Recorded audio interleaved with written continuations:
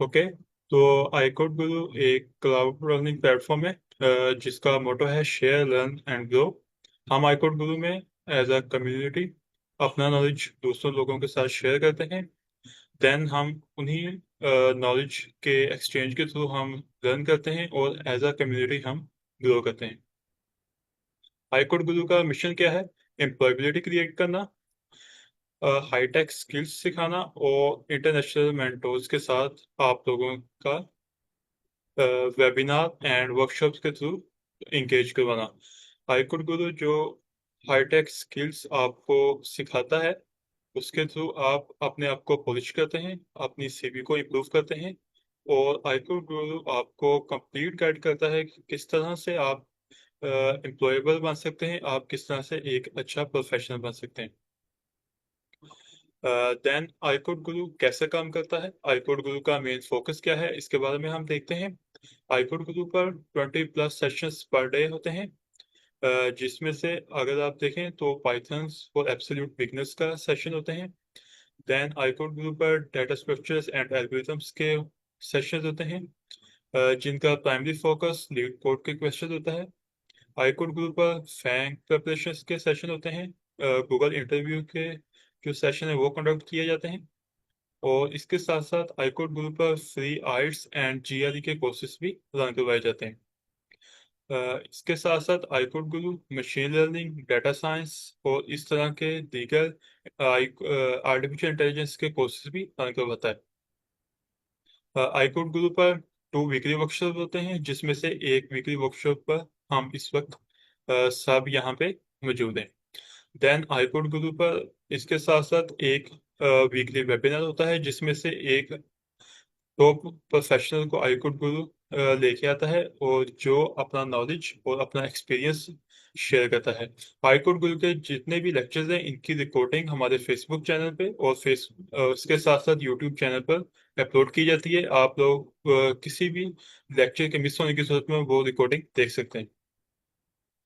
iCode गुरु की recent achievements की बात कर लें तो iCode गुरु ने रिसेंटली iCode गुरु के स्टूडेंट्स ने ऑलमोस्ट 700+ हैकाथॉन्स में और कॉम्पिटिशन्स में अवार्ड विन किए हैं। इसका मतलब यह है कि ना सिर्फ हमने उन इंटरनेशनल इवेंट्स एंड हैकाथॉन्स में पार्टिसिपेट किया, बल्कि हमने वहां पर पोजीशंस को सिक्योर किया। इसके साथ साथ iCode गुरु के स्टूडेंट्स ने यूएस से और पूरी दुनिया में, जिसमें जापान भी है, चाइना भी है और डिफरेंट कंट्रीज भी हैं, इसमें फुली फंडेड स्कॉलरशिप को सिक्योर किया है। हाईकोर्ट गुरु के स्टूडेंट्स ने इंटरनेशनल एंड लोकल इंटर्नशिप्स को भी विन किया है। रिसेंटली 2025 में हाईकोर्ट गुरु की 259 टीम्स ने हार्वर्ड CS50 पजल कंपटीशन में 9 आउट ऑफ 9 पजल्स को सॉल्व करके पाकिस्तान की एक अच्छी इमेज को दुनिया के सामने प्रेजेंट किया है। इसके साथ साथ इसी साल 2025 में iCode गुरु के 240+ मेंटोर्स स्टैनफोर्ड यूनिवर्सिटी के कोड इन प्लेस प्रोग्राम में as a mentor, as a section leader select हुए थे। इसके साथ साथ iCode गुरु के हमारे 320 ग्लोबल सिलेक्शन थी MIT इमर्जिंग टैलेंट में, उसमें से iCode गुरु के 3 जो स्टूडेंट्स थे उन्होंने ये पोजीशन सिक्योर की थी। इसी तरह से गूगल कोड जैम कंपटीशन जो कि 2023 में कंडक्ट हुआ था, उसमें iCode गुरु के 301 स्टूडेंट्स थे, उन्होंने पार्टिसिपेट किया और उन्होंने अपना जो स्किल्स और अपनी जो काबिलियत थी वो इस सेशन में दिखाई। इसके साथ साथ इतिहाद एविएशन ग्रुप के हमारे 3 iCode गुरु के इंटर्न्स थे, वो वहाँ पे सिलेक्ट हुए थे वर्ल्ड हेडक्वार्टर दुबई में। और ये सब iCode गुरु की अचीवमेंट्स का एक पार्ट है। इसके साथ साथ अगर हम 2024 फुली फंडेड स्कॉलरशिप्स के एस्पायरेंट्स की प्रोफाइल को अगर देखें तो वो रेंज थी 3.1 से लेकर 3.8 तक। देन अगर हम उनके आइट्स को देखें तो 6.5 टू 7.5 रेंज थी। जो इसमें सबसे इंटरेस्टिंग फैक्ट है वो ये है कि in part fully funded scholarship holders की कोई भी पब्लिकेशन नहीं थी, इन्होंने कोई जीआरई टेस्ट नहीं दिया था और इनमें से जो एज कैप था वो एक स्टूडेंट का 15 ईयर्स तक था। इसके साथ साथ जो नोटेबल अचीवमेंट है वो ये है कि ये सब की सब जो स्कॉलरशिप थी ये 100% फी वेवियर प्रोवाइड कर रही थी। मीन्स के आपको कोई बैंक स्टेटमेंट दिखाने की जरूरत नहीं थी इसके लिए। और अगर इसकी स्टाइपेंड की रेंज देखें तो वो 1100 से लेकर 300,000 पर मंथ था। इसमें अगर आप ऊपर वाली साइड पे देखें तो पाकिस्तान की यूनिवर्सिटीज को दिखाया गया है, तो यूनिवर्सिटीज थी। और अगर आप इसके नीचे देखें तो यूनाइटेड स्टेट्स की यूनिवर्सिटीज हैं जिसमें आईकोट गुरु के स्टूडेंट्स जो थे वो सिलेक्ट हुए थे। इसके साथ साथ ये एक ग्राफ है जो ये दिखाता है कि आईकोट गुरु की जो कम्युनिटी है वो किस तरह से ओवर द इयर्स ग्रो हुई है। 2021 से आईकोट गुरु की कम्युनिटी अराउंड 7K स्टूडेंट्स पर मुश्तमिल थी और वो हर साल ग्रो करती गई है। और आज 2025 में अगर आप देखें तो इस कम्युनिटी में 35,000 से ज्यादा स्टूडेंट्स मौजूद हैं। इसी तरह अगर हम 2023 में देखें तो आईकोट गुरु के 11 टीए थे जो सिलेक्ट हुए थे स्टैनफोर्ड 14 प्लेस प्रोग्राम में। और 18 टीम्स अपीयर हुई थी हार्वर्ड के कंपटीशन में। और 2024 में ये नंबर बूस्टअप हो गया 72 पर गया। और इसी तरह जो 2025 है 167 टीचिंग असिस्टेंट के तौर पर आईकोट गुरु के स्टूडेंट्स जो थे वो सिलेक्ट हुए थे। इसी तरह ये एक और ग्राफ है जो इस बात को शो करता है कि किस तरह से आईकोट गुरु के स्टूडेंट्स ग्रो हुए हैं यूएसए की फुली फंडेड स्कॉलरशिप्स को सिक्योर करने में। अगर हम 2022 का डाटा देखें तो इसमें कायदे Azam university, Quaid e Awam, VU and FAST university के स्टूडेंट्स थे। लेकिन अगर हम देखें तो किस तरह से विद इन 2 इयर्स के गैप में हमारी कम्युनिटी ने किस तरह से ग्रो किया और कितने ज्यादा स्टूडेंट्स थे जो सिलेक्ट हुए फुली फंडेड स्कॉलरशिप में 2024 में। जिसमें से यूनिवर्सिटीज को अगर आप देखें तो यूईटी थी, यूनिवर्सिटी ऑफ गुजरात थी, बैरियर यूनिवर्सिटी, जीसीयूएफ, कायदे आजम यूनिवर्सिटी और इस तरह से और भी यूनिवर्सिटीज थी। Thank you so much. आईकोट गुरु पर अगर आप रजिस्टर्ड नहीं हैं तो आईकोट गुरु पर रजिस्टर्ड करने के लिए आप www.icode.guru/join पर आप विजिट कर सकते हैं। वहाँ पर आपको एक फॉर्म मिलेगा, उससे अच्छे से फिल करें और आपको एक ईमेल रिसीव होगा। उस ईमेल के थ्रू आप आईकोट गुरु की स्लैक पर रजिस्टर्ड कर सकते हैं। देन अगर आप कोई लेक्चर मिस कर जाते हैं तो हमारे हर सेशन की इंक्लूडिंग दिस वर्कशॉप इसकी रिकॉर्डिंग जो है वो आपको फेसबुक पेज पे मिल जाएगी। Thank you so much. Thank you sir, आपने काफ़ी अच्छे से कहा। तो मेरी आवाज़ क्लियर आ रही है आपको? यस सर, आप कंटिन्यू कर सकते हैं। नहीं, मैं अपनी स्क्रीन चेक करता हूँ।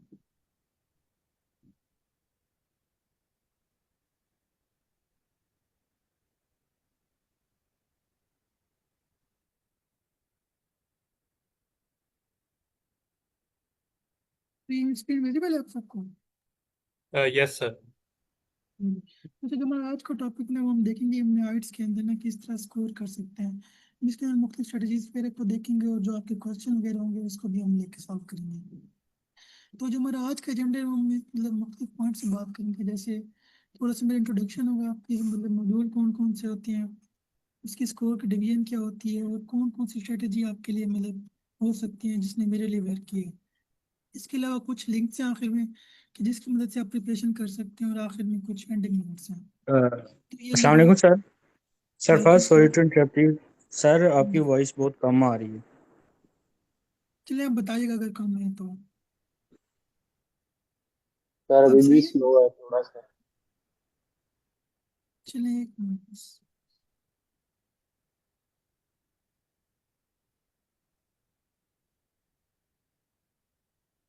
नहीं, मैं कोशिश करता हूँ कि ऊंचा बोल के तो बताइएगा अगर आवाज़ नहीं आए तो। अभी आ रही है आवाज़? यस यस सर, सर अब अब काफी इम्प्रूव ठीक है। हुई है। चलिए ठीक है सर, अब मैं ना तो हमने इसके अंदर एजेंडे की बात कर रहे थे कि हम कौन कौन से पॉइंट्स को डिस्कस करेंगे। तो मैंने कहा था कि जैसे हम देखेंगे कौन कौन से मॉड्यूल होते हैं इसके अंदर, उनका स्कोर क्राइटेरिया क्या होता है, कौन कौन सी स्ट्रेटेजी हो सकती है और कौन से लिंक्स आपको हेल्प कर सकते हैं। तो आज हम स्टार्ट करते हैं। अच्छा, तो उससे पहले मेरा क्वेश्चन है कि आप में से मतलब कितना एक्सपीरियंस है, ताकि मैं उस हवाले से उस पेज को लेके चलूँ। और आप शेयर करना चाहें कि आपने मतलब प्रैक्टिस कर रहे हैं या अभी लर्निंग स्टेज पे हैं, मतलब अभी कहाँ पे हैं आप, शेयर करना चाहें तो।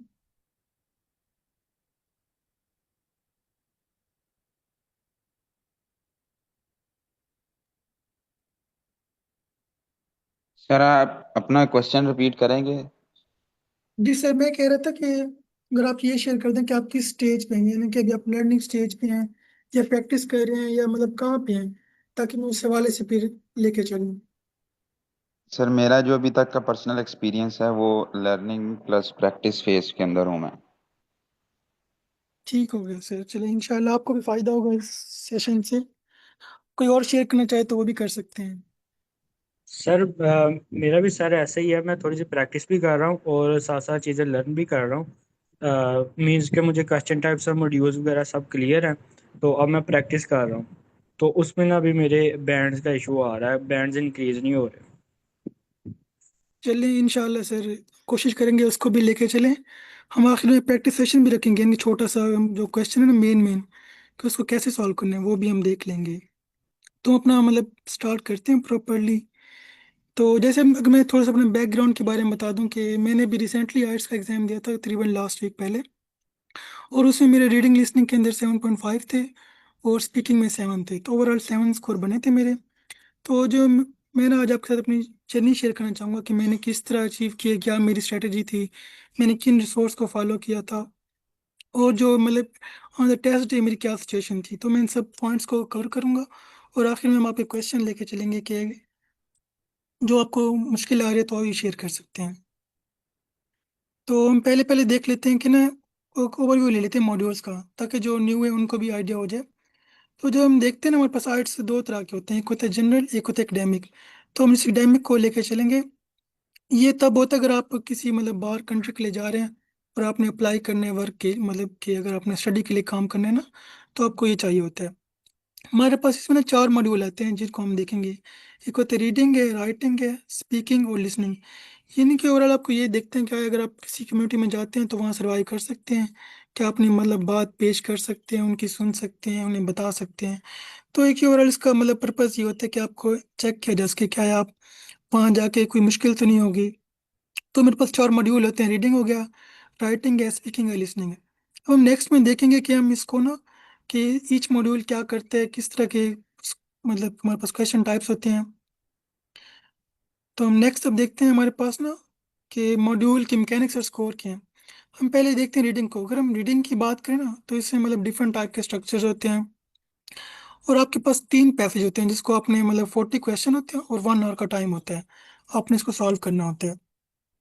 ये मैंने साथ में ना कुछ ये पॉइंट्स लिखे हुए हैं कि जैसे इसमें ना हमारे पास 3 पैसेज होते हैं, मतलब पैसेज 1, पैसेज 2, पैसेज 3। और उसमें मुख्तलिफ क्वेश्चन हो सकते हैं, जैसे कहीं पे फिल इन द ब्लैंक हो जाएगा, कहीं पे ट्रू एंड फॉल्स है, कहीं पे हेडिंग्स वगैरह हैं।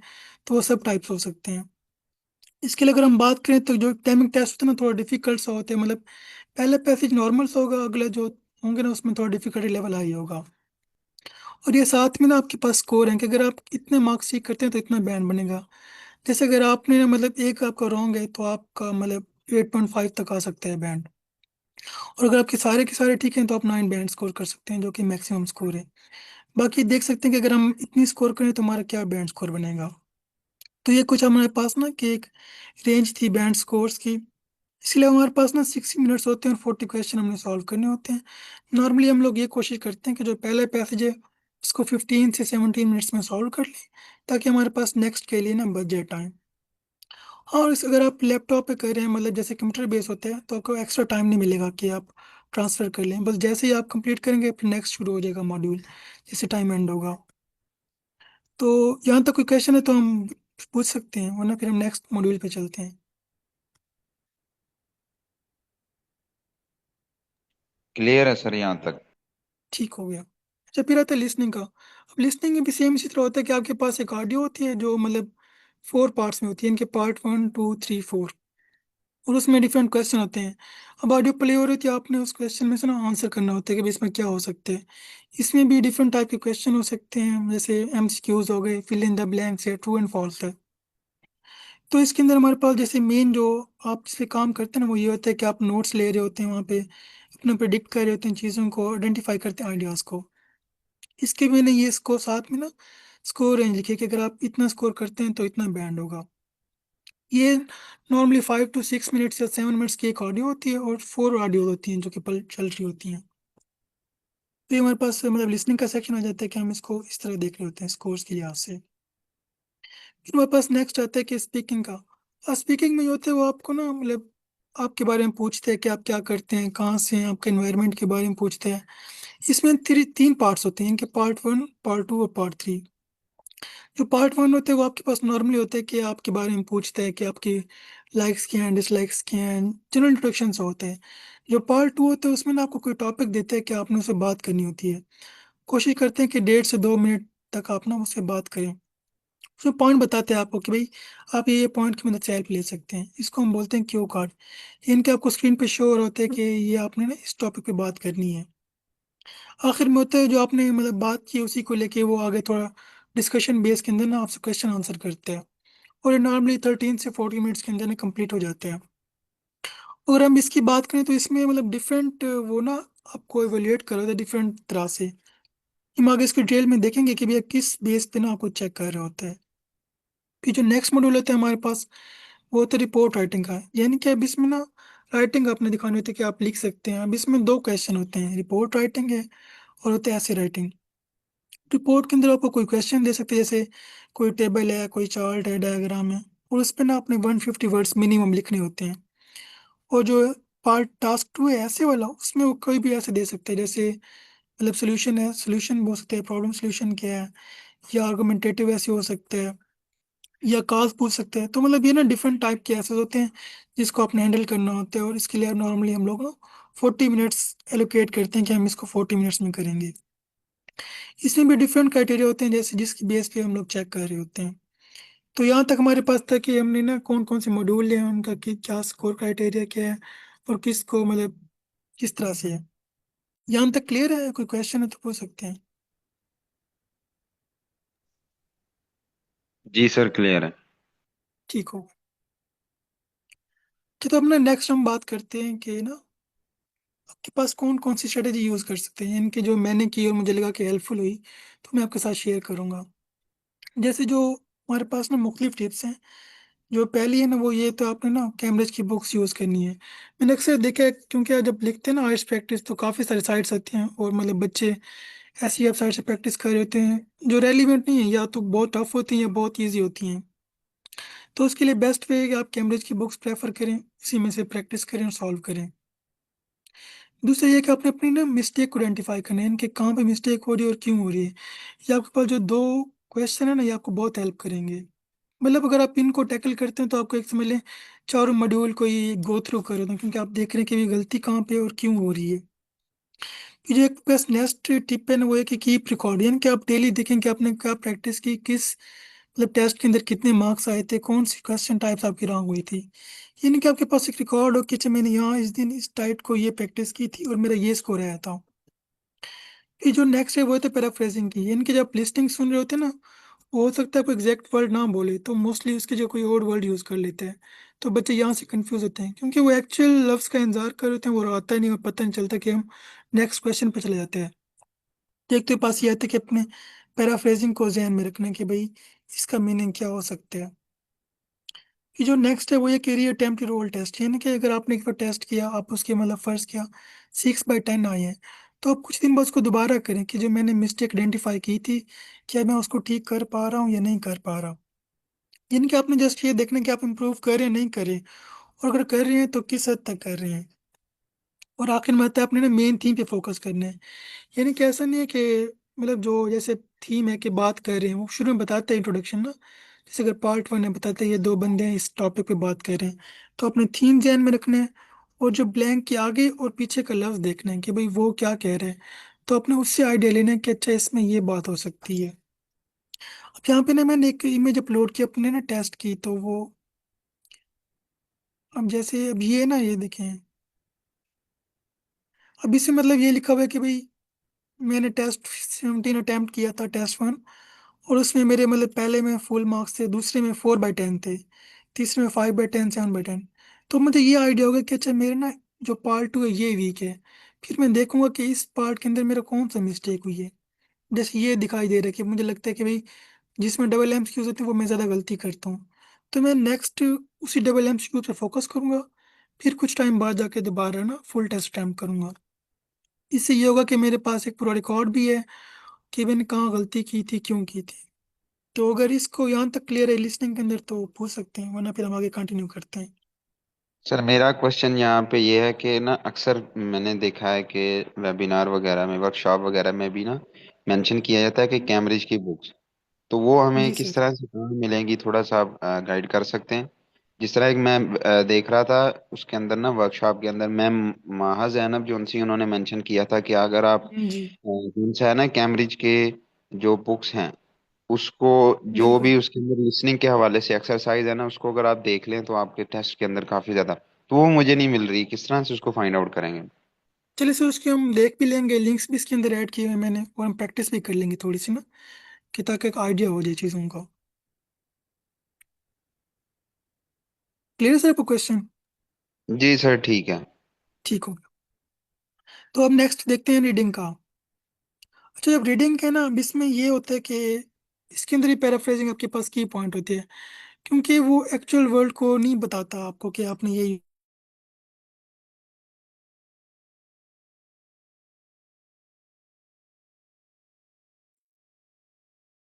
सर आपकी आवाज गई चली।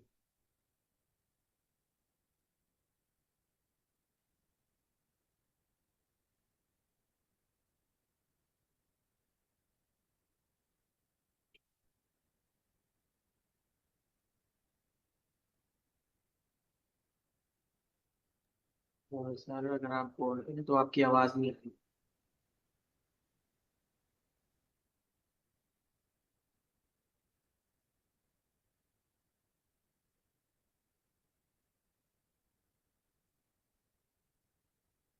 ओके, तो सर का इंटरनेट का इशू है तो।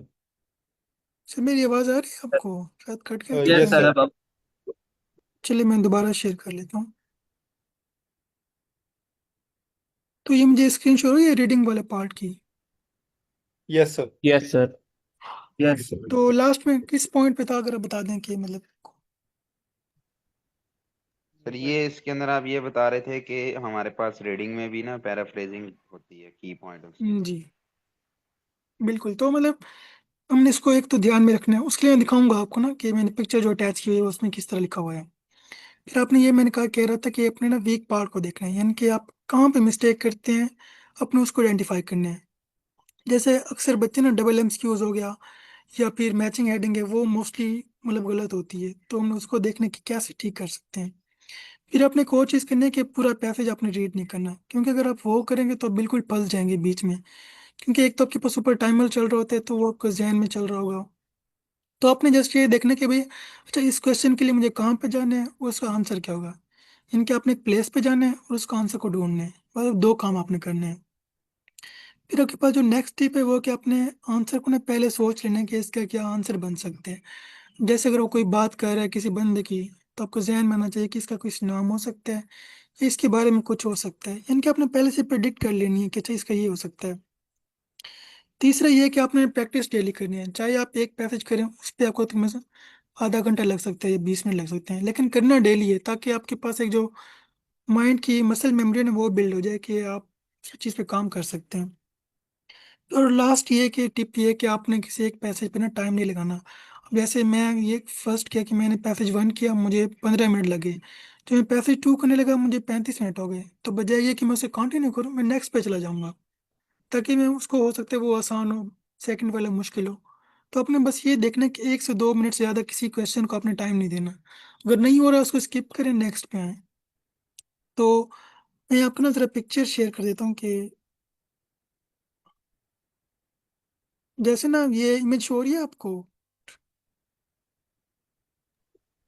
जी सर, हो रही है। ठीक है। अच्छा, अब इसमें ना ये देखें, मैंने ना मतलब इस तरह किया हुआ था, जैसे पैसेज 3 है ना, इसमें मैंने कि मैथ्स एमसीक्यूज में मेरे 2/5 आए हैं, यस नो में 3/5 हैं, इसमें 2/4 हैं। तो मुझे पता चल गया कि जो मेरे 3 टाइप है ना, ये मोस्टली रॉन्ग होते हैं। तो फिर आगे मैंने नेक्स्ट लिखा हुआ है कि भी गलती क्यों हुई थी। जैसे ये देखें, मतलब इसमें लिखा हुआ 27 पैराफ्रेज की गलती थी, इनकी उसने वहाँ बात की हुई थी पॉपुलर डिसबिलीव की, क्योंकि पैसेज में यूज़ कर रहा था कन्वेंशनल विजडम और कॉमन एजम्पशन। इनकी ये दो, मतलब इसको इस तरह यूज़ कर रहा था। फिर जब जैसे अब ये है ना कि next, without any and objective insight, यानी कि ये उसने ना मतलब पैसेज में ये बात की थी, और जो क्वेश्चन था उसमें लिखा था नो प्लानिंग इज इन्वॉल्व। अब यानी कि ये देखें ये चीज़ मतलब किस तरह लिंक कर रही है, बात एक ही है, बस उसको उसने अंदाज बदल दिया, तो यहाँ पे हम मिस्टेक कर जाते हैं। तो अपने इस तरह जब इस कन्वेंशनल विजडम है उसके लिए ट्रेडिशनल का लफ्ज़ यूज़ किया था, मतलब बिगनर के लिए इनिशियल यूज़ कर लेता है, इनके वो मुख्तलिफ वर्ड्स यूज़ करते हैं। जब आप प्रैक्टिस करेंगे तो आपको आइडिया होगा कि भाई किस तरह के लफ्ज़ों के लिए वो कैसे यूज़ कर सकता है। एक तो ये हो गया, फिर नेक्स्ट अब ये देखें जैसे ये है, मैंने इसको अटैम्प्ट किया, मुझे पता चला कि मेरा पहला पैसेज में 11/13 है, दूसरे में भी 11/13 है, जो मैं गलती कर रहा हूँ वो मेरा तीसरा पार्ट है उसमें 5/14। और वो क्यों है, वो मोस्टली इसलिए कि मेरे ट्रू फॉल्स वाले लेते हैं, इनके मेरे 7 में से 5 रहा होंगे, तो मेरे यहाँ से कट गए सारे मार्क्स। तो इस तरह जब आप आइडेंटिफाई करेंगे अपनी मिस्टेक्स को ना, तब आपके लिए चीज़ें बड़ी आसान हो जाएंगी। तो अगर यहाँ तक कोई क्वेश्चन है तो पूछ सकते हैं। सर शुरू पे आप ये जब आप प्रैक्टिस कर रहे थे तो आप टाइम्ड के साथ कर रहे थे कि या विदाउट टाइम कर रहे थे? नहीं सर, वैसे बस शुरू में तो ये होता है कि आप अटैम्प्ट कर लें, नॉर्मली ये है कि आधा घंटा लग जाता है अगर आप मतलब पूरा पैसे ना रीड करें, जस्ट मतलब मेन पार्ट देखें उसको। सर आपने एक और बात की, पैसेज को पूरा रीड ना करें, तो जब कोई जी शुरू सर। करता है तो उसको तो फिर सारा रीड करना पड़ता है ना शुरू शुरू पे। तो यहाँ शुरू पे ही वो इस चीज़ को करना शुरू कर दे कि अपनी स्किल बिल्ड करना शुरू कर दे स्कीम एंड स्कैनिंग की। सर इसके लिए ये यूज़ कर सकते हैं ना कि आप जैसे मतलब पहले तो आप क्वेश्चन पढ़ लेना कुछ कुछ, जैसे नॉर्मली आसान से होते हैं फिल इन द ब्लैंक्स, क्योंकि उसमें एक लफ्ज़ होते हैं आप आसानी से ढूंढ लेते हैं। तो पहले तो आप क्वेश्चन देख लेंगे क्वेश्चन टाइप कौन से हैं, अगर पहले फिल इन द ब्लैंक्स है तो उसको देखें, उसके बाद देखें कि अच्छा ये चीज़ है तो वहाँ पे चले जाएं। जैसे फॉर एग्जांपल कहीं पे कोई डेट यूज़ हो रही है, कोई नेम है, प्रॉपर नेम है, तो वहाँ पे वो भी बोल्ड हो क्वेश्चन के अंदर भी, तो आप जल्दी उसको आइडेंटिफाई कर सकते हैं। जैसे किसी लोकेशन का नाम है लाहौर, तो आप इजीली उसको लाहौर को आइडेंटिफाई कर सकते हैं। दूसरा ये कर सकते हैं कि आप वर्ड बाय वर्ड पढ़ने की बजाय ना दिल के अंदर पढ़िए, यानी कि आप ओवरऑल पढ़ लें, उससे ये होगा कि आप स्पीड बढ़ जाएगी और आपको पता भी नहीं चलेगा कि आप पूरा पैसेज गो थ्रू कर लेंगे। तो ये हो सकता है आपके लिए ना टिप कि आप दिल में पढ़ें उसको, वर्ड बाय वर्ड ना पढ़ें, और ये देखें कि अच्छा मैं किस लफ्ज़ की मदद से ना वहाँ पे जा सकता हूँ। तो ओके। यहाँ तक जी, हम ये कर लेंगे कि ना हम आखिर में 5-10 मिनट ना प्रैक्टिकल के लिए रख लेंगे कि जो मैंने चीज़ें बताई हैं वो किस तरह काम कर सकते हैं, ताकि आपको आइडिया हो जाए। तो यहाँ तक क्लियर है, ओके किसी और सर। क्वेश्चन है तो पूछ सकते हैं।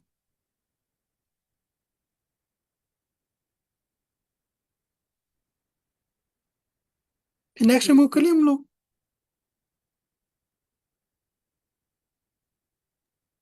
Yes sir. ठीक हो गया, अच्छा फिर नेक्स्ट पे चलते हैं। एक मिनट।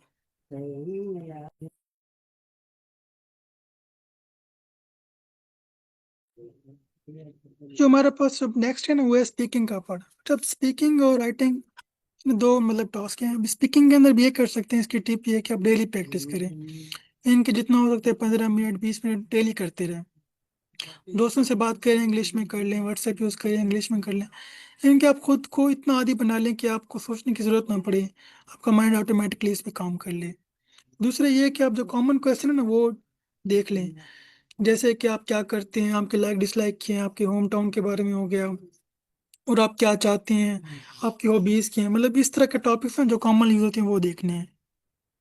फिर नेक्स्ट ये कि अगर आपको कोई क्वेश्चन नहीं आता आपने पैनिक नहीं करना, ये इनका आपको बता दें कि अच्छा जिसका इस तरह तो आंसर नहीं पता लेकिन इसको हम इस तरह कर सकते हैं। जैसे अगर आपको वो पूछे कि आपके पास चॉकलेट के कौन से फ्लेवर अच्छे लगते हैं और आपको नहीं नाम आते, तो आप कह दें कि चॉकलेट अच्छी नहीं लगती लेकिन मुझे आइसक्रीम पसंद है, उसमें ये फ्लेवर पसंद है।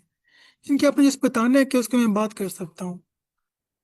फिर ये कि ये आपका स्पीकिंग का टेस्ट है ना कि नॉलेज का, इनकी ये देखेगा आप बात किस तरह कर रहे हैं, आप वर्डिंग कौन सी यूज़ कर रहे हैं, कितना पॉज ले रहे हैं, और आपकी सिलेक्शन ऑफ वर्ड्स क्या है। फिर आखिर में जी अनीस, सर वो जो स्पीकिंग के कॉमन क्वेश्चंस है वो रिपीट करेंगे एकदम।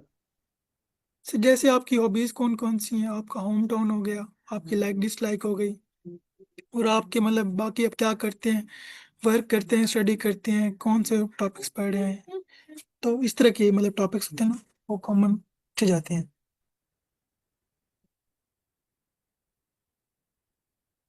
Okay thank you. Thanks। फिर आखिर में आते हैं कि आपने ना क्यू कार्ड क्वेश्चन की प्रैक्टिस करनी है, यानी कि आप ना ये देखें कि आप किसी टॉपिक पे 1.5 से 2 मिनट बात कर सकते हैं। आप मुख्तलिफ टॉपिक्स ले लें।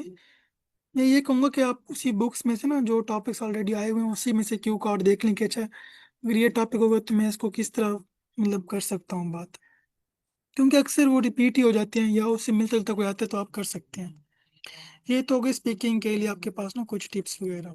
सर इसके लिए कोई जब आप स्पेसिफिक बुक है टॉपिक्स के लिए? नहीं सर, वो आप लिखेंगे ना मोस्टली मतलब कि कौन कौन से कॉमन टॉपिक्स हैं तो आ जाते हैं। जो मैं बुक्स बता रहा था कैम्ब्रिज की उसमें भी दिए होते हैं सारे टेस्ट ना, तो वहां से भी आप हेल्प ले सकते हैं। Yes sir. ठीक है, वो हम गुड। कर लेंगे उसको ना आखिर में जी। तो नेक्स्ट हम देख लेते हैं राइटिंग को।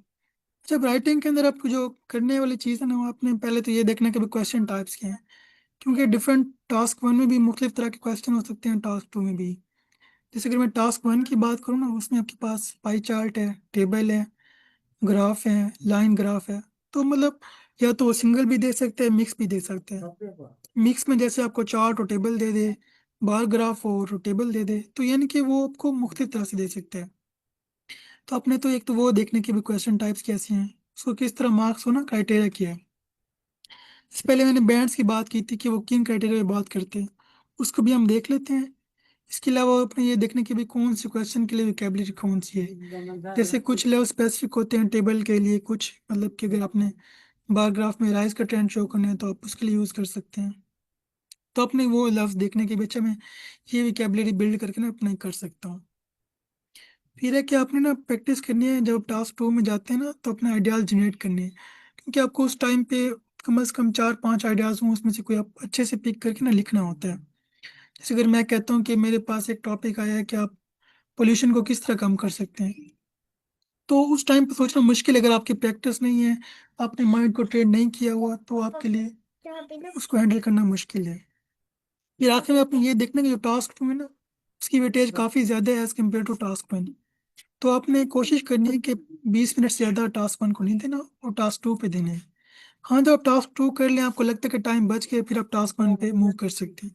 इनके आप विद इन मॉड्यूल मूव कर सकते हैं, उसका कोई इशू नहीं है। तो यहाँ तक क्लियर है या कोई क्वेश्चन है तो पूछ सकते हैं।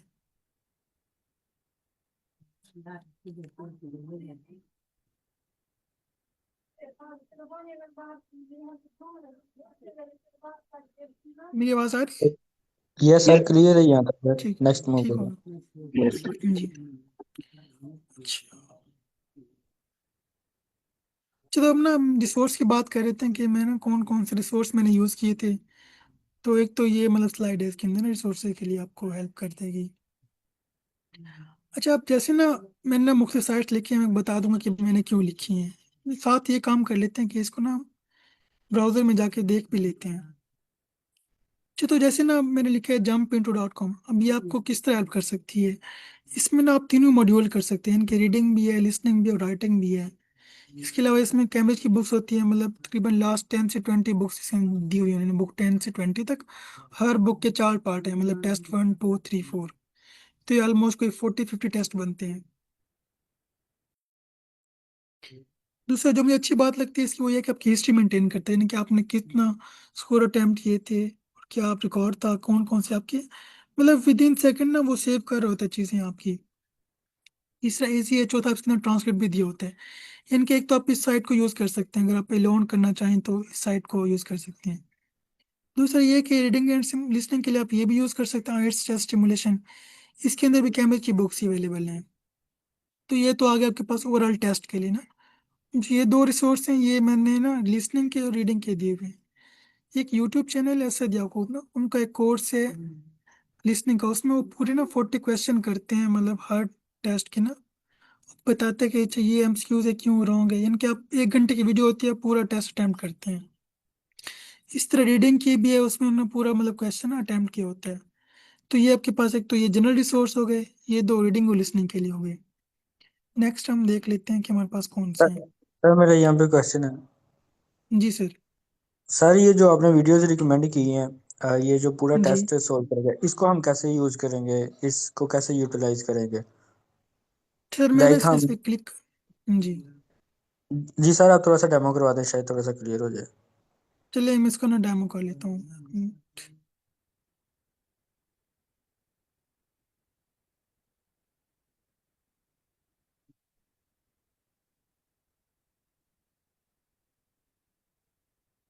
ये आपको मतलब ब्राउजर शो हो रहा है, मतलब उसके अंदर टैब? Yes sir, sure. ठीक है। अच्छा ये जी, अब इसमें ना उसने मुख्तलिफ टेस्ट अटैम्प्ट किए हुए हैं। अब जैसे मैं ना कोई टेस्ट अटैम्प्ट करता हूँ, जैसे अब ये देखें, ये जो है ना, ये बुक 17 टेस्ट 4। अब इसमें ना अगर उस पर क्लिक करेंगे तो आपको स्टेप बाय स्टेप लेके चलेगा। आपने ये करने के बस ये देखना है किस तरह सॉल्व करे, उसकी स्ट्रेटेजी क्या है, वो कैसे ना सॉल्व कर दे। वो भी यही कहते हैं कि आप पूरा टेस्ट टाइम ना करें, जस्ट जो रेलिवेंट है ना उसको सॉल्व करें। जैसे ये देखें,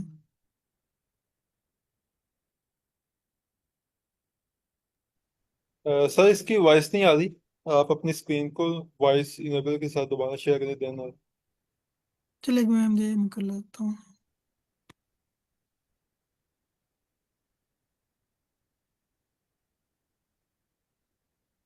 ठीक है, मैं दोबारा ना स्क्रीन शेयर करता हूँ। नीचे ऑप्शन होगा ऑप्टिमाइज का साउंड का, वो क्लिक कर दीजिए।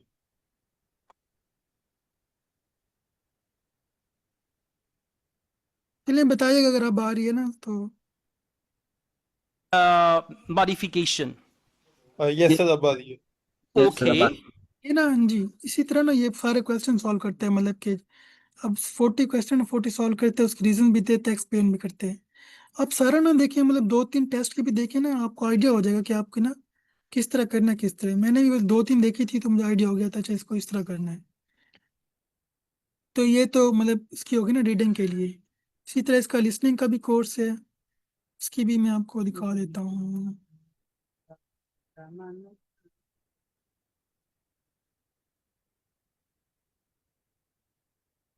तो अपने से कोर्स पे जाना है उसको। सर सर मेरे ख्याल से ये तो तब जब हमें सारी क्वेश्चन टाइप्स की समझ आ जाए और हम अटेम्प्ट कर रहे हो, हमारा टाइम मैनेजमेंट ना हो, तो तब ये मेरे ख्याल से बेनिफिट होगा कि ये किस तरह टाइम को मैनेज कर रहा है। ऐसा ही है ना? फिर वो टाइम आपका इसलिए कम लगता है क्योंकि आप ना जब टाइम किसी क्वेश्चन पे ज़्यादा लगा रहे हैं, अगर आप एक आध दफा देखेंगे ना वीडियो, तो आपको पता चल जाएगा कि अच्छा इसको सॉल्व इस तरह करते हैं, यानी कि वो जो जहाँ फंस रहे होते हैं वो पॉइंट निकाल देते हैं आपको। जैसे भी ये इसकी लिस्ट नहीं की है, इस तरह पूरा टाइम सॉल्व करते हैं। जैसे बुक 17 टेस्ट 2 है, ये इसने मतलब 1 घंटे में किया, तो आप इसको 1.5 पे करके ना सुन सकते हैं। तो ये एक मतलब मुझे अच्छा लगा था रिसोर्स जो मैंने इसमें ऐड किया स्लाइड्स में। Okay sir, thank you. ठीक। जो मेरे पास नेक्स्ट रिसोर्स है ना, वो है कि भाई स्पीकिंग के लिए। जैसे स्पीकिंग के लिए आप एक तो फ्रेंड फैमिली भी यूज़ कर सकते हैं। चैट जीपीटी के अंदर एक सिमुलेटर है, आइट स्पीकिंग सिमुलेटर के नाम से। आप इसके अंदर पूरा टेस्ट में प्रैक्टिस कर सकते हैं। जैसे इसको मैंने काफ़ी यूज़ किया था कि मतलब डेली में 15 से 20 मिनट में पूरा टेस्ट टाइम करता था।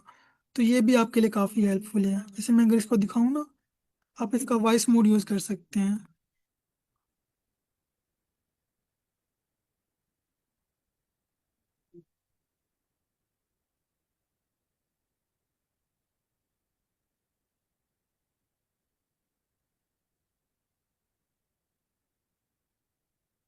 मैंने इसको 1 मिनट करता हूँ, मुझे बताइएगा अगर आवाज़ आ रही है तो। आप यहाँ पर जाएंगे ना, इसका वॉइस मोड करके से कि मैंने पूरा क्वेश्चन अटेम्प्ट करना है।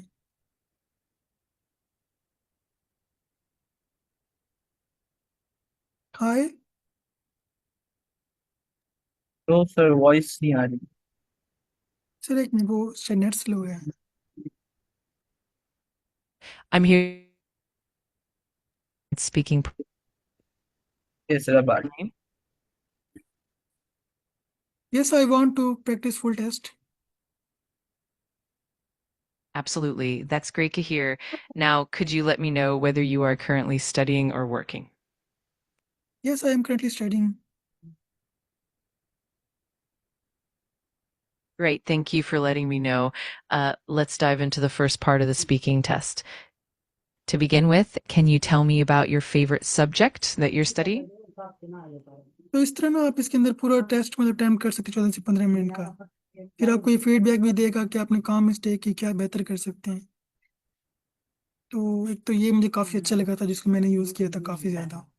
सर ये जो लेफ्ट साइड पे आपके पास आ रहा है, ये कैसे ऐड किया आपने चैट जीपीटी में?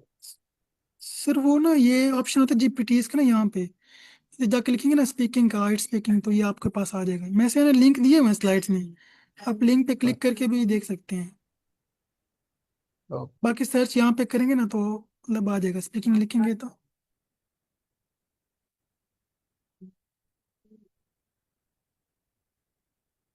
फिर नेट स्लो है ना, वरना ये इसी टाइम बता देते हैं आपको।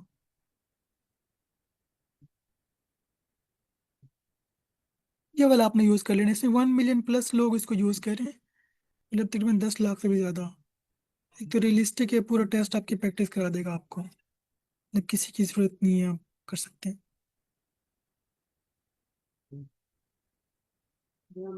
Okay, thank you. नेक्स्ट हम, जी थैंक यू, वेलकम। तो नेक्स्ट है ना वो राइटिंग के लिए, राइटिंग के लिए भी आप ये कर सकते हैं कि एक तो जीपीटी यूज कर सकते हैं, दूसरा जंप इनटू के अंदर भी उसका अपना फीडबैक होता है, वो भी आप यूज कर सकते हैं। और आखिर में अपना ना जो कैबलरी है वो अपनी मतलब बना सकते हैं। जैसे टेबल के लिए आप ये यूज करेंगे, लिसनिंग के लिए यूज करेंगे, मतलब टेबल के लिए, पाई चार्ट्स के लिए वो आप यूज कर सकते हैं। तो जी मैम। जी सर, मेरा एक क्वेश्चन था कि जो आपने जीपीटी सिमुलेटर यूज किया है राइटिंग और स्पीकिंग दोनों के जी लिए, इसमें आपने कोई इसमें प्रॉम्प्ट दी थी कि वो आपके मतलब कोई प्रॉम्प्ट इसके लिए स्पेशल शेयर करनी पड़ेगी? नहीं मैम, जो जीपीटी होते हैं ना, मतलब कि जो ऑलरेडी बने होते हैं, किसी और ने बना के ना स्पेशली उस पर्पज के लिए रख दिए होते हैं, बस आपने यूज करने हैं। जैसे ये है ना, मैं कुछ भी नहीं करूंगा, जस्ट क्लिक करूंगा तो मेरे ओके, पास इस तरह का इंटरफेस आ जाएगा। ठीक है, मतलब ऑलरेडी बनाया हुआ है एक। ठीक है। जी, मतलब ये जैसे वेब स्टोर होता है ना हमारे पास, उसी तरह का जी स्टोर होता है। ओके। आप अगर चैट जीपीटी के साइड पैनल पे देखें ना, जहाँ पे आपकी हिस्ट्री शो हो रही है, तो इसके आपको ऑप्शन मिल जाएगा जीपीटीज का। अगर आप देखें फोर्थ फिफ्थ नंबर पे ऑप्शन है, तो यहाँ पे क्लिक करने के बाद आप कोई भी आपको जीपीटी आपके लिए चाहिए तो वो आप सर्च कर सकते हैं। आर्ट्स का हो सकता है, ईमेल, सीवी, एलओआर, कुछ भी आप सर्च करें तो मॉडल्स बने होते हैं, तो आप किसी को भी इनेबल कर सकते हैं। ठीक है, थैंक यू। जी, तो यहाँ पर स्टार्ट चैट पे करेंगे तो वो न्यू खुल जाएगा, आप उसमें मतलब बात कर सकते हैं। तो ठीक होगा। तो हमारे पास जो नेक्स्ट है, बाकी में ये कि वो सर कहते हैं अपना शेयर कर दें, तो हम इस पे चल जाते हैं जंप इन टू पे ना, रीडिंग को और उसको देख लेते हैं।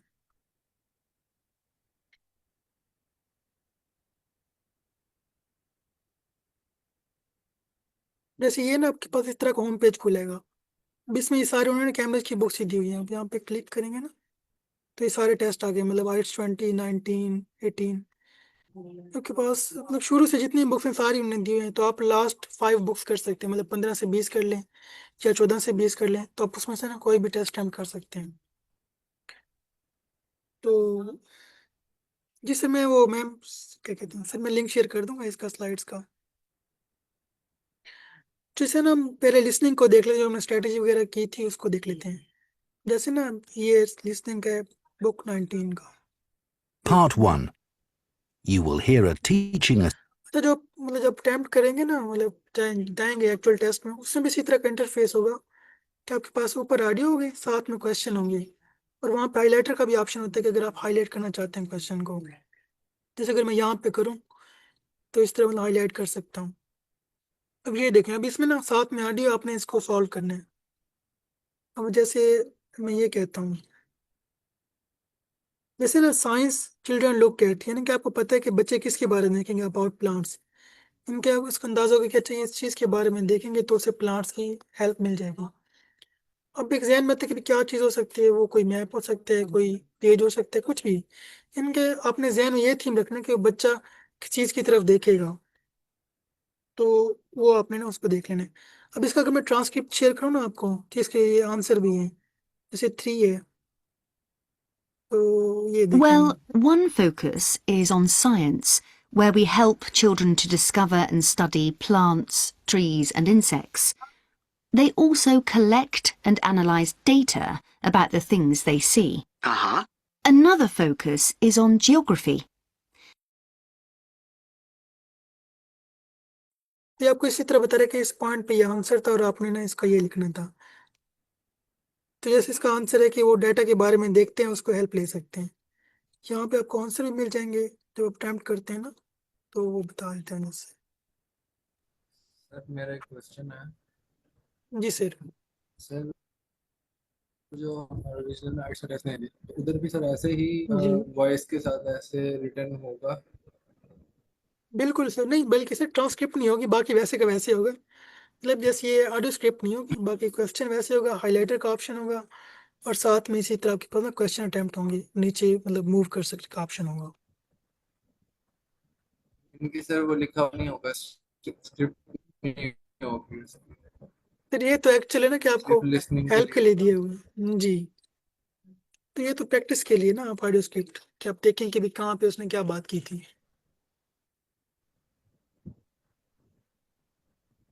तो इसी तरह नेक्स्ट पे अगर देखें ना पार्ट 2 में, Part 2. 20 में एमसीक्यूज टाइप किए हैं और ये मैप्स हैं। तो आपने मतलब उसको बताना होता है, वो बता रहा होगा ना, बात करोगे तो अपना अंदाजा लगाना कि अच्छा इस पॉइंट पे यहाँ बात कर रहे हैं, तो आप उसको देख सकते हैं। तो इसी तरह हमारे पास 4 पार्ट्स होते हैं इसके अंदर, जिसको हमने ना सॉल्व Part करना होता 3. है। और ये ऑडियो जैसे 7 मिनट की है, 6 मिनट की है, 5 मिनट की है, मतलब इसी तरह वो रेंज में हो सकती है ऑडियो। Part 4. मेनली जो पार्ट 1 और पार्ट 4 होते हैं उसमें ज़्यादातर फिल इन द ब्लैंक्स होती है। जैसे यहाँ पे आपने इसको देख लेने कि चलो 90-30 की बात करेगा तो उसमें उन्हें क्या कहेगा। तो इस तरह आप अंदाजा लगा सकते हैं जब प्रैक्टिस करेंगे। पैराफ्रेजिंग भी देखना कि किसके लिए उसने कौन सा लफ्ज यूज किए है। इसमें अगर आपको यहाँ पे एग्जांपल दिखा दूँ तो Part 3. You will hear 2 food science students. अब सर ये वो देखें ऑर्डर जैसे ना में ही यहाँ होती पे, है, जैसे बात कर रहा है। जैसे लिसनिंग वाले ऑर्डर के अंदर ही होते हैं। वैसे ना यहाँ पे वो एक बात कर रहे हैं कि food trend use of local product, इनकी आपके पास हेडिंग है, आपने इसे बताना है कौन सी बात कर रहे हैं।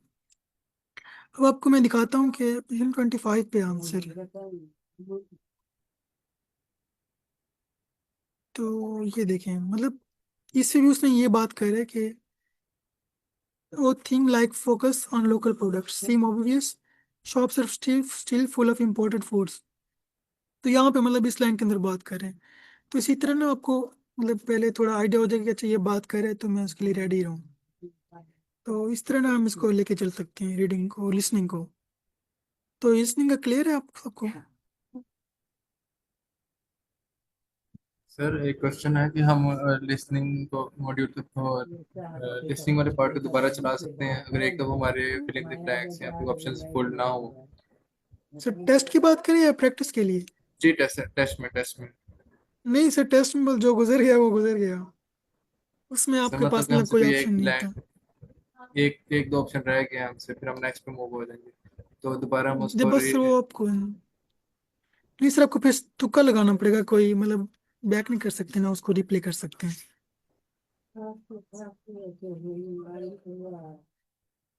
क्लियर हो गया आपको कैसे?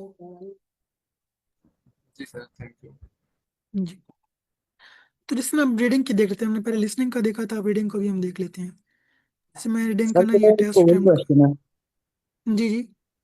सर हमें चारों मॉड्यूल एक साथ लेके चलने चाहिए या ईच डे हम सिर्फ एक ही करें? सर मतलब पूरा तो आप नहीं कर सकते ना, पूरा तो मुश्किल है। या तो आप यूं कर लें कि भाई एक एक पार्ट कर लें, जैसे मैं कह रहा था जो आपका वीक पॉइंट है ना उसको देख लें।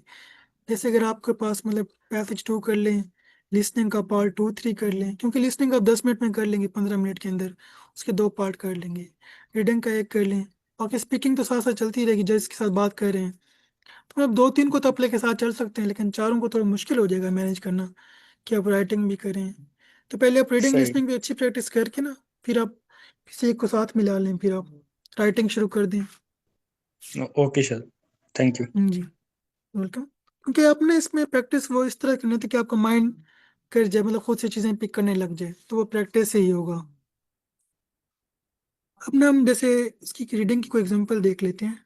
जैसे ये बुक 15 का ना टेस्ट 2 कर लेते हैं हम लोग। इसमें ये है कि एक मिनट,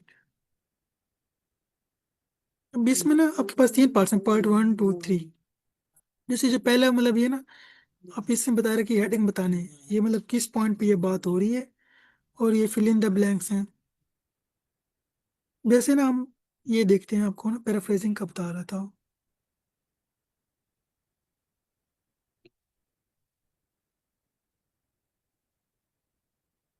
इसमें।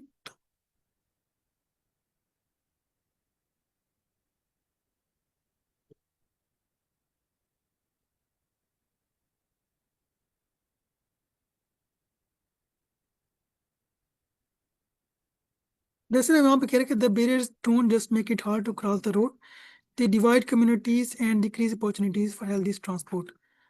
अब ये नहीं कि यहाँ पे वो ये बात करे, इधर उसने ना सेपरेट का लफ्ज यूज किया हुआ है, यहाँ पे उसने बैरियर का लफ्ज यूज किया होता है।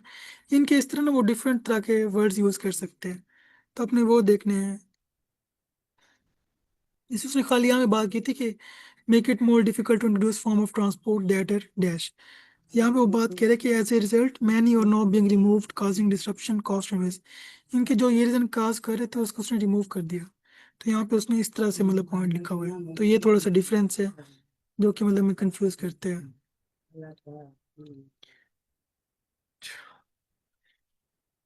तो जो इसी तरह आपके पास पार्ट 2 है 3 है, उसमें भी है मतलब। अच्छा, ये एक और चीज़ है कि अगर आप जब अटेम्प्ट करें ना मतलब पैसेज के लिए, तो उसमें ये देखिए उसने कौन से लफ्ज मतलब कहा है। जैसे यहाँ पे उसने ना रेफरेंस का लफ्ज यूज़ किया हुआ है, यहाँ पे एक्सप्लेनेशन का लफ्ज है, मेंशन का है। तो अपने ये अंदाजा लगाने का अच्छा कि इसने यहाँ मेंशन लिखा है तो किसी चीज़ के बारे में जिक्र किया होगा, अगर एक्सप्लेन करे तो वो पूरे पैसेज में किसी चीज़ को एक्सप्लेन कर सकता होता है। तो वो इसमें तब होता है अगर आप पैसेज रीड करते हैं तो ये आपको अंदाजा होता है कि अच्छा ये इस पॉइंट में ये बात कर रहे हैं। तो रीडिंग के हवाले से ये था। वो यहाँ तक क्लियर है?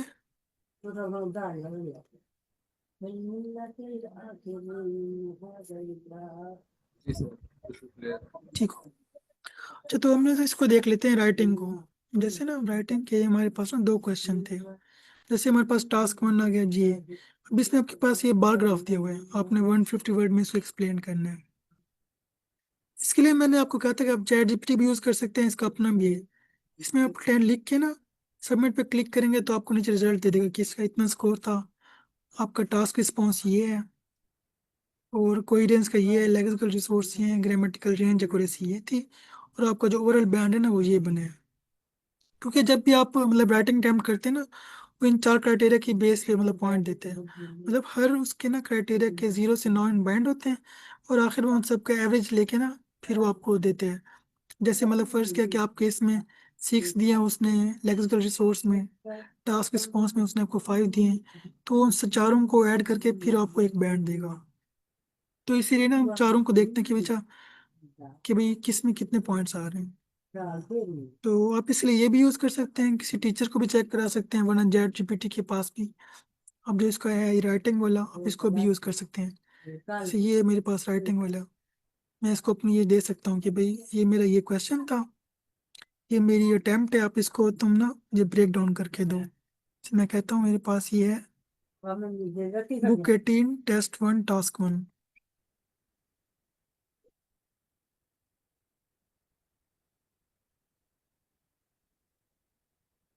इसको ना मैंने अपना टास्क दिया और मैंने कहा कि ये मेरा अटेम्प्ट है, तुम ना इसमें डिटेल से फीडबैक दो। तब आपको बताएगा कि अच्छा इसका ये पॉइंट है, आपने इसी सवाल से चेक किया। हम देखें जैसे बता रहा है कि ये ओवरऑल ये स्कोर था, टास्क अचीवमेंट मैंने आपको 7.5 दिए हैं, कोहेरेंस में 8 दिए हैं, लेक्सिकल रिसोर्स 7.5 है, ग्रामेटिकल रेंज 7.5 है। तो ये बता रहा है कि अच्छा ये आपकी स्ट्रेंथ है, ये वीकनेस है, आप इसको इस तरह बेहतर कर सकते हैं। तो जब आप इसको बार बार अटेम्प्ट करेंगे तो आपको अंदाजा हो जाता है कि अच्छा मेरी यहाँ गलतियाँ हो रही हैं, मैं इसको इस तरह ठीक कर सकता हूँ। तो ये आप जैसे उसने क्या क्या वोकैबुलरी यूज करेंगे तो आपके बैंड और बढ़ जाएंगे। तो इस तरह आप राइटिंग कर सकते हैं। और आखिर में आपको एक और चीज़ भी दिखा दूँ कि जैसे ना मैंने यहाँ पे वोकैबुलरी बिल्ड की हुई थी कि वर्ड्स के लिए ना वो भी आप यूज़ कर सकते हैं।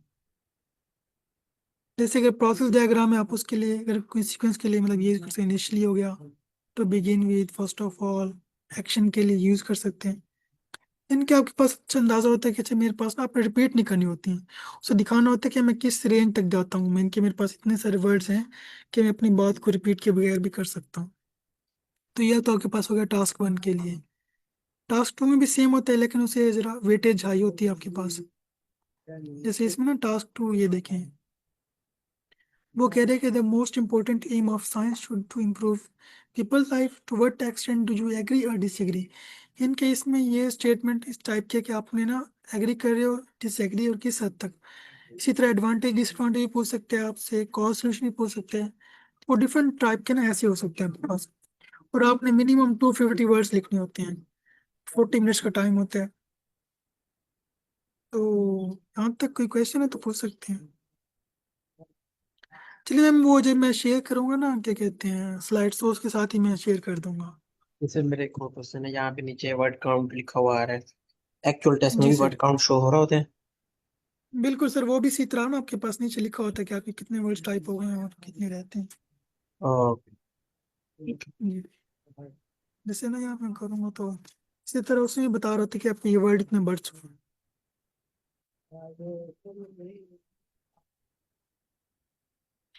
तो फिर में एक और चीज़ भी है कि आप ना अपने पास रिकॉर्ड भी रख सकते हैं, क्योंकि आपने ना कौन कौन से टैप मतलब के क्या कहते हैं कर लिए हैं, कौन से रहते हैं, तो वो भी हो जाएगा। और मतलब कि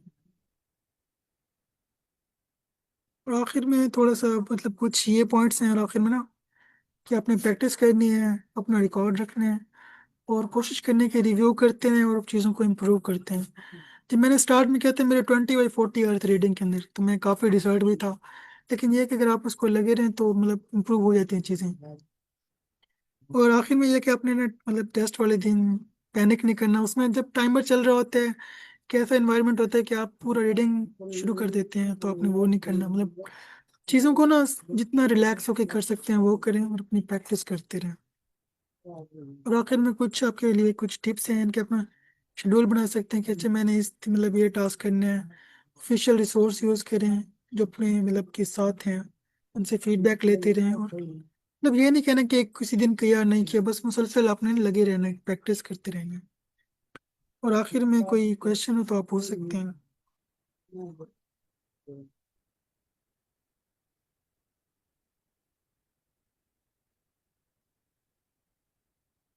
कोई क्वेश्चन या कोई फीडबैक तो आप शेयर कर सकते हैं। सर माशाल्लाह काफ़ी अच्छी प्रेजेंटेशन थी। Thank you so much for sharing your experience. Sir एक थैंक यू छोटा सा सर। क्वेश्चन, एक जनरल सा क्वेश्चन पूछ लूँ? जी जरूर सर, जरूर। सर आपको कितनी देर लगी थी इसकी प्रिपरेशन में, कितने मंथ? तो असल में ये है कि पहले मैं करता था छोड़ देता था, यानी कि मुझे ना कोई एक डर सा था कि मैं बस वो होता है कि आप ना कहते हैं भागते हैं उस चीज़ से, लेकिन फिर यस मैंने सर, तकरीबन जुलाई मेरा में भी सर स्टार्ट थोड़ा किया सा था। ऐसा ही है, थोड़ा सा ऐसा ही है। मैं बिल्कुल इसलिए सर। कह रहा हूँ कि ये नहीं क्या होगा कि कैसे आपने टैकल किया फिर इस चीज़ को। तो इसका ये तो आप डिसाइड कर लें मैंने देना ही देना है टेस्ट, क्योंकि अगर आप स्कॉलरशिप की प्रिपरेशन कर रहे हैं ना, तो आपके लिए इंपॉर्टेंट डॉक्यूमेंट है आइट्स का होना। तो आप डिसाइड कर लेंगे अच्छा मैं महीने 1 डेढ़ महीने के अंदर ना इसको अटेम्प्ट कर लूंगा। तो मैं जुलाई 1 के ना रजिस्टर लेके आया था, उससे मैंने शुरू किया कि 1 जुलाई मैंने आज से करना है।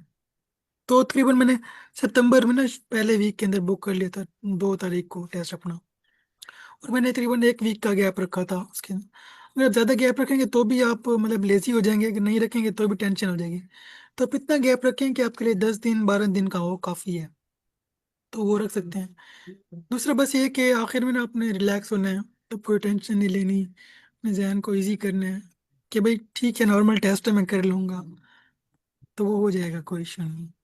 Thank you sir, thank you sir for giving me hope, and इंशाल्लाह आई विल ट्राई। मैंने अब सोचा है 1 महीने में देने का, इंशाल्लाह। इंशाल्लाह सर, बस वो टाइम सेट कर लेना कि मैंने इस डेट को देना है, फिर चाहे आप अब बुक अभी 10 दिन सर, पहले कर लें। अभी सर मेरे लिसनिंग और रीडिंग में ना 7 बैंड आ रहे हैं, लेकिन मैंने अभी जो अपनी जी। मिस्टेक नोट की ना, वो मैंने ये की है कि मैंने नोट्स नहीं ज़्यादा बनाए। लेकिन अब मैं ना नोट्स बनाने शुरू करूँगा। मुझे थोड़ी सी कन्फ्यूजन थी नोट्स मेकिंग में, ये भी आपकी स्लाइड्स देखी है ना, तो मुझे थोड़ा सा क्लियर हुआ कि नोट्स टेकिंग कैसे करनी है। सर एक और क्वेश्चन, सर ग्रामर का क्या कोई रोल है ज़्यादा लिसनिंग और रीडिंग में? सर लिसनिंग रीडिंग में तो नहीं है, राइटिंग के अंदर होता है, राइटिंग स्पीकिंग में। लिसनिंग रीडिंग में क्योंकि आपके पास चीज़ें दी हुई हैं, आपने उसी को लेकर चलना है। जैसे अगर ट्रांसक्रिप्ट है तो बस आपने सुनते हुए उसको सॉल्व करना है, रीडिंग है तो आपके पास दी हुई है, बस आपने उस जगह पे जाके उसको सॉल्व करके ना उसको आंसर करना है। तो उसमें तो ऐसा कुछ वो रोल नहीं है। हाँ ये है कि राइटिंग में आपकी एक एक चीज़ देखते हैं, मतलब जैसे मैं अक्सर दा लिखना भूल जाता हूँ, ए लिखना भूल जाता हूँ, तो वो उसकी मिस्टेक काउंट करते हैं, या बीच में कोई स्पेलिंग मेरा टाइपिंग करते हुए कट हो जाते हैं, तो वो मतलब होता है, मैटर करता है। Okay sir, thank you. और आखिर में एक और चीज़ है कि अपने टाइपिंग को ज़रा टाइम दें, क्योंकि जो एक्चुअल टेस्ट में टाइप करेंगे ना, आपका थोड़ी टाइपिंग काफ़ी स्लो हो जाती है बंदे की, क्योंकि सोचना भी होता है, लिखना भी होता है, और उनका कीबोर्ड भी फर्क पड़ता है। सर तो काफ़ी सारे फैक्टर टाइपिंग होते हैं स्पीड जो मेरी काफ़ी है। टाइपिंग स्पीड सर मेरी 90 है और 15 सेकंड पे, और मेरी 10 सेकंड पे है 106 वर्ड पर मिनट। सर एक और क्वेश्चन था कि वहाँ पे लैपटॉप, जब लैपटॉप होते हैं ना आई थिंक, तो उसके साथ माउस वगैरह मोस्टली मिलेगा? पीसी होते हैं। नहीं, वो बस टेंशन ना बस ले, आपको हर चीज़ देंगे, पीसी सर उसकी मतलब वजह प्रॉपर। इसलिए मैं पूछ रहा हूँ क्योंकि वो मैं हाईलाइटिंग करता हूँ ना, तो मैं माउस के साथ जी ज़्यादा जल्दी से कर लेता हूँ। आपको पता लिसनिंग में भी हमें जल्दी जल्दी हाईलाइटिंग बिल्कुल। करनी होती है, तो कीबोर्ड सर आपको जब मैं जी, सेट करता हूँ लैपटॉप के साथ तो मसला होता है, इसलिए मैं पूछ रहा था। नहीं नहीं, आपको हेडफोन भी देंगे, पेज पेंसिल भी देंगे, और मतलब साथ में ना मतलब कि क्या कहते हैं, माउस वगैरह भी होगा, सब कुछ होगा प्रॉपर। पानी शानी भी ओके देंगे आपको, okay okay sir. VIP treatment देंगे। सर आपने ब्रिटिश काउंसिल से करवाया था या आईडीपी से? नहीं सर, मेरा आईडीपी था, और मतलब मुल्तान था 10th सेंटर। ओके ओके तो आप भी कोशिश करें कि आईडीपी से करें, क्योंकि अक्सर बच्चों का एक्सपीरियंस सही नहीं रहा, जो ब्रिटिश काउंसिल से करी है ना उन्होंने, कहते इश्यूज आए हैं। तो देख लें, अगर आईडीपी सूट करते तो वो कर लें। दोनों ये में सर मैंने भी फिगर आउट किया, आईडीपी का एज कम्पेयर काफ़ी अच्छा रिजल्ट आ जाता है ब्रिटिश काउंसिल का। जी सर, ये तो है। जैसे मेरे सवाल, दोनों में फीस बराबर ही होती है या कोई फर्क होता है? नहीं सर, फीस सेम होती है सब कुछ, सेम तकरीबन 6700 होगी, सेम है, 60 7000। 67,100 सर। जी बिल्कुल। अच्छा तरीका। चलिए, thank you so much sir, आपने बहुत अच्छा गाइड किया। ये स्लाइड हमें कहाँ थैंक यू पे सर। मिलेंगे? सर वो स्लैक में मैं सर को शेयर कर दूंगा, वो पेज अपलोड कर देंगे। स्लैक में? जी sir. Okay. Yes, yes, Saturday webinar channel में शेयर हो जाए। चलिए ठीक हो गया सर, इंशाल्लाह कर दीजिएगा। अच्छा सर, मेरा एक क्वेश्चन है। जी मैम। सर, अगर आपने 15 से 20 तक बुक्स जो हैं वो उनका टेस्ट की प्रैक्टिस की है, और जी आपने टेस्ट की प्रिपरेशन शुरू की है 1 जुलाई से, तो ठीक है। हाँ, तो सर इतने टाइम में सिर्फ 15 से 20 बुक की प्रैक्टिस, यानी कि आपने पर डे सिर्फ एक मॉड्यूल को देखा है, तो सर ये कम नहीं है? मैम ये कि ना, पहले मैं साथ में कुछ और भी कर रहा था ना, तो इस वजह से। दूसरा ये कि आपने बर्न आउट भी नहीं होना रहा था ना। अब ऐसा नहीं हाँ, है कि आप सारा करें और हाँ, ये परेशान हो जाएं। 5 ये 5 बुक्स हैं, और अगर देखा जाए तो आपके पास से 2 महीने, तो मैम ये यूं तो देखे ना कि जी, कवर हो गई होंगी। 5 बुक्स हैं, उससे मतलब 4 टेस्ट होते हैं ना, 20 हार्ड उसके अंदर मतलब डिफरेंट मॉड्यूल या होते हैं। फिर हाँ, या फिर ऐसा भी हो सकता है कि जो 5 बुक्स हैं उनके जी टेस्ट की रिवीजन भी हुई हो। बिल्कुल, मोस्टली मैं रिवाइज भी करता था कि अपने रिविजन्स को ना, मिस्टेक्स को। तो हो सकता है मैंने 2 दफ़ा 3 तो दफ़ा वो भी गो रिवीजन थ्रू का, की थी अच्छे हाँ, से। तो क्वेश्चन ये है कि रिवीजन का तरीका, बेहतरीन तरीका क्या है?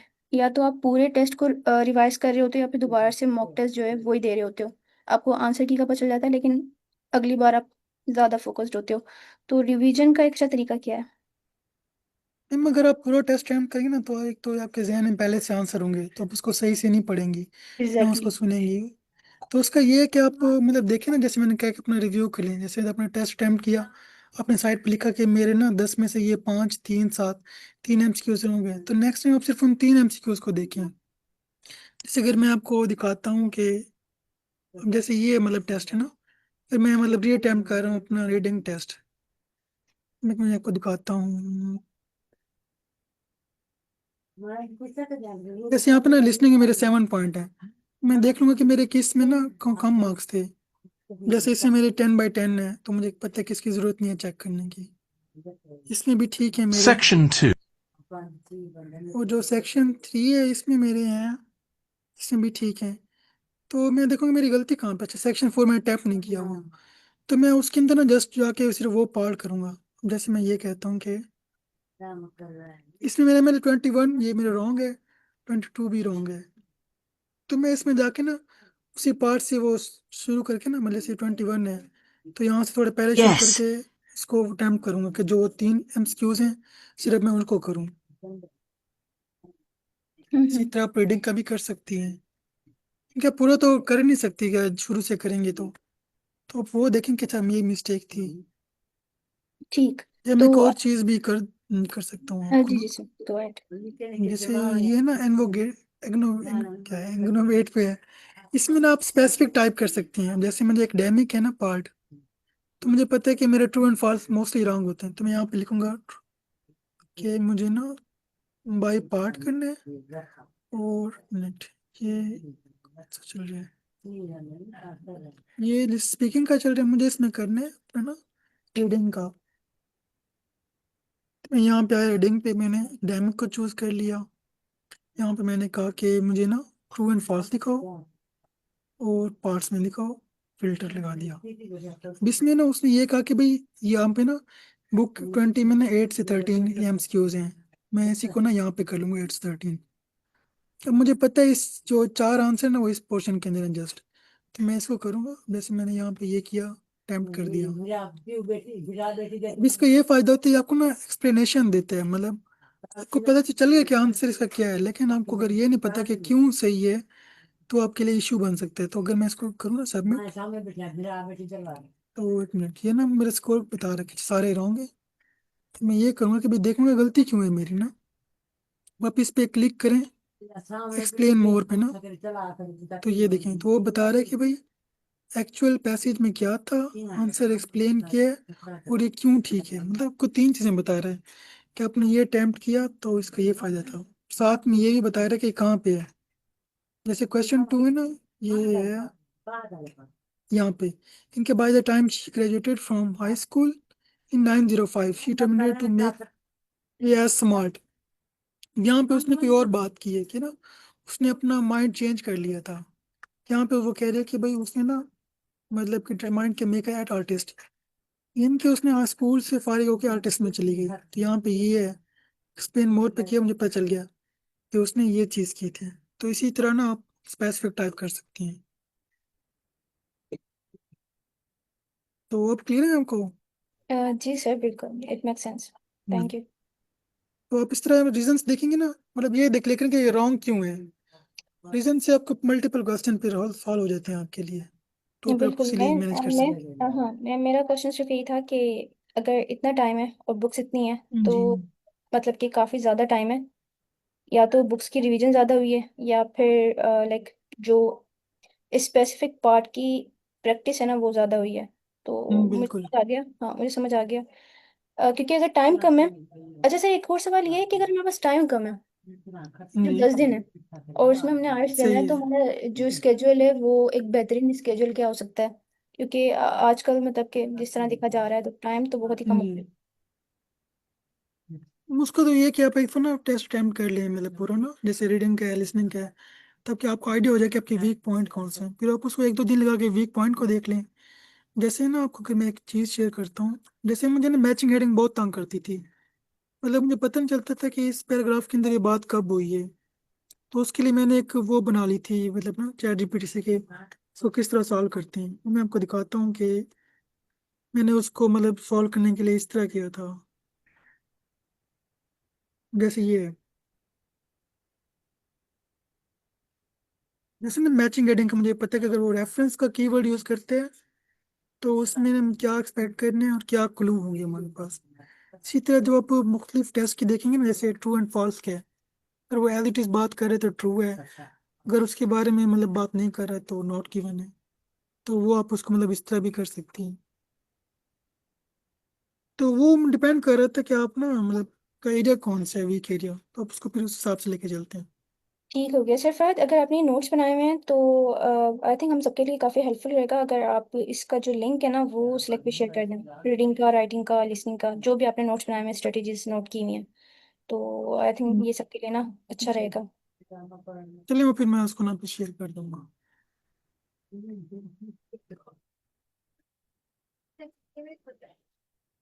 थैंक यू मैम, आपका कमेंट आया हुआ था वैसे। सर चैट पे पूछे जी सर। सर चैट पे क्वेश्चन आया कि कंप्यूटर में बेस्ट रहता है या फिर पेपर पे ना आइल्स का टेस्ट। सर अब तो मोस्टली कंप्यूटर पे ही होता है, मतलब पेपर पे कम ही है, लेकिन कंप्यूटर पे इजी रहता है, एक तो आपके पास टेस्ट जल्दी मिल जाते हैं, मतलब रिजल्ट विद इन 1 डे आ जाता है आपके पास। आपने टेस्ट दिया, अगले दिन रिजल्ट आ जाएगा। और दूसरा मतलब काफ़ी क्विक भी है, मतलब टाइम नहीं लगता आपको, बजाय पेपर अटेम्प्ट करने के उस पर इजली कर सकते हैं।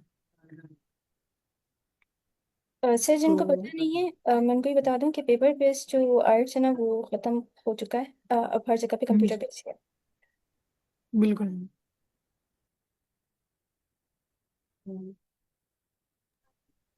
बाकी थैंक यू और सो क्वेश्चन है? Much, thank amazing you ma'am. Workshop.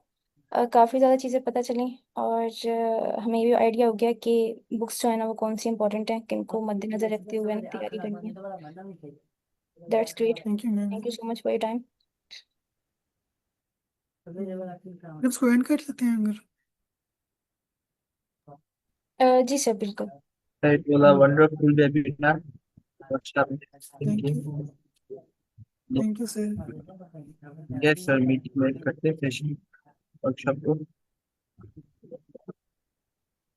Thank you so much, sir, Fahad, for detailed workshop. It Allah was Hafiz wonderful everyone. session. Allah Hafiz. Thank you sir, Allah Hafiz.